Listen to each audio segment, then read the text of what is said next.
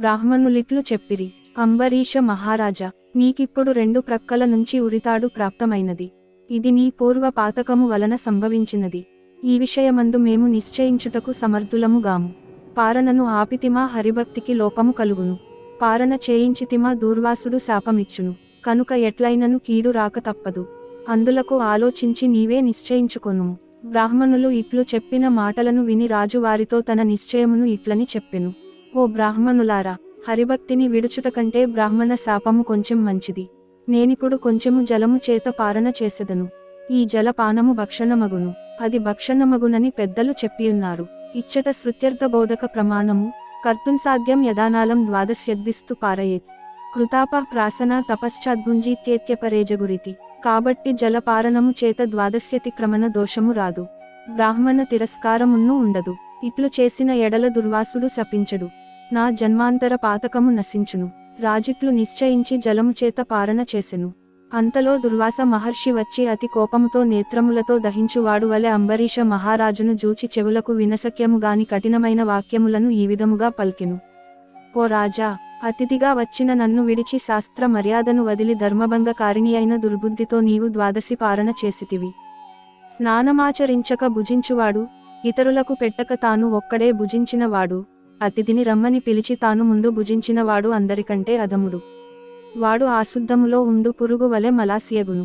ఆత్మార్థము వంట చేసుకొన్నవాడు పాపమును భుజించును. అతిథి కొరకై వండించి తానే భుజించినవాడు పాపముల పరంపరను భుజించుచున్న వాడగును. అగ్ని పక్వమైనది గాని, పక్వము గానిది గాని, ఆకు గాని, పుష్పము గాని, ఫలము గాని, పాలు గాని, అన్నమునకు బదులుగా ఏది భుజించబడునో అది అన్నమే అగును. నీవు అంగీకృతుడనైన అతిథిని నన్ను వదిలి దూషిత బుద్ధి గలవాడవై అన్న ప్రతినిధియగు జలమును త్రాగితివి. బ్రాహ్మణ తిరస్కారివైన నీవెట్లు హరిభక్తుడవగుదువు? ఓరి మందుడా, ఎప్పుడైనను బ్రాహ్మణులను తిరస్కారము చేయవచ్చునా? నీకు హరిదేవుడెట్లగును? అతనియందు నీ భక్తి ఎట్టిది?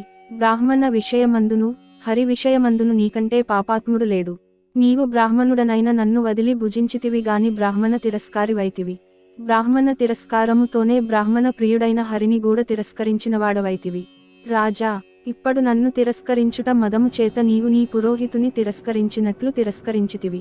ఓరీ, నీవు ధర్మాత్ముడనని పేరు పెట్టుకుని ధర్మ మార్గమునను నశింపజేయుచున్నావు. ఓరీ పాపాత్మ, ఈ భూమి యందు పుణ్యాత్ముల పాలిట నీవెందుకు ప్రాప్తమైతివి? అనగా నీవు రాజువు గనుక పుణ్యాత్ములు నిన్నాశ్రయించవత్తురు. నీవు దుర్మార్గుడవు గనుక వారిని బాధించెదవు. నీవు ధర్మకంటకుడగుదవు. దూర్వాసుడు ఇట్లు పలుకగా విని అంబరీషుడు నమస్కరించి ఇట్లని ప్రార్థించెను. అయ్యా, నేను పాపుడను, పాపకర్ముడను, పాపమానసుడను. నిన్ను శరణు వేడెదను, నన్ను రక్షించుమని కోరెను. నేను ధర్మ మార్గమును తెలియక పాపమను బురదయందు పది దుఃఖించుచున్నాను. నిన్ను శరణు వేడుచున్నాను, నన్ను రక్షించుము. నేను క్షత్రియుడను, పాపములను చేసితిని. నీవు బ్రాహ్మణుడవు, శాంతి రూపుడవు, కనుక నన్ను ఎల్లప్పుడూ తప్పక రక్షించుము. బ్రాహ్మణులు క్షమాయుక్తులై ఉందురు.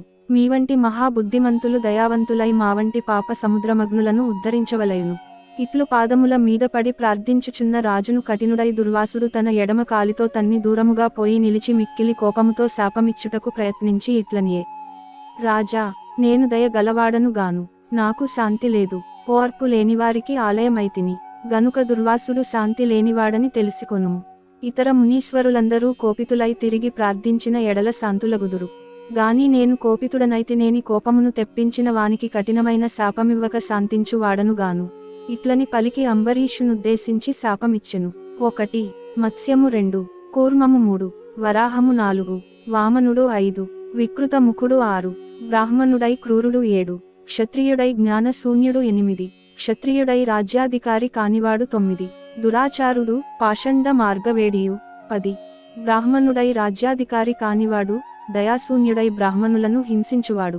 నేను శాస్త్రార్థ వేదిని గనుక విచారించి జలముతో పారణ బ్రాహ్మణుని కంటే ముందు చేస్తినను గర్వముతో నున్న నీకు ఈ 10 జన్మలు వచ్చును.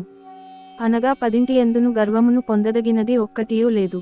కనుక గర్వించిన వానికి గర్వ భంగకరములైన జన్మలను ఇచ్చితిననెను. ఇట్లు 10 శాపములు ఇచ్చి నన్ను అవమానపరచిన వానికి ఇంకా శాపమివ్వలేయునని తలంచి దుర్వాసుడు నోరు తెరుచునంతలో అంబరీషుని హృదయమందున్న బ్రహ్మవేద్యుడును భక్తి ప్రియుడును శరణాగత వత్సలుడునగు హరి తన భక్తుని కాపాడు తలంపుతోను బ్రాహ్మణుడి మాటను సత్యముగా చేయవలయునను తలంపుతోనూ దుర్వాసుడు ఇచ్చిన 10 శాపములను తాను గ్రహించి తిరిగి శాపమిచ్చుటకు ప్రయత్నించిన బ్రాహ్మణుని అక్రమమునకు తగిన శిక్ష విధించవలయునని తలంచి తన చక్రమును పంపెను. తరువాత ఆ చక్రము కోటి సూర్య కాంతితో ప్రకాశించు జ్వాలలు మండుచుండగా నోరు తెరుచుకొని పైకి వచ్చెను. దానిని చూచి బ్రాహ్మణుడు భయము పొంది ప్రాణములను కాపాడుకొను తలంపుతో పరుగెత్తెను. సుదర్శన చక్రము మండుచున్న జ్వాలలతో మునివెంట బడెను. ముని ఆత్మ రక్షణమునకై భూమినంతయు తిరిగెను. దుర్వాసుడు చక్రము చేత భూచక్రమంతయు తిరిగింపబడెను గాని చక్ర భయము చేత మునిని రక్షించువాడు లేకపోయెను. ఇంద్రాది దిక్పాలకులును వశిష్ఠాది మునీశ్వరులు బ్రహ్మాది దేవతలు దుర్వాసుని రక్షింపలేరైరి.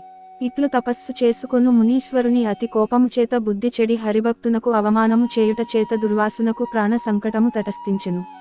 इति श्री स्कांद पुराणे कार्तीक महात्म्ये पंचविंशाध्याय समाप्तः।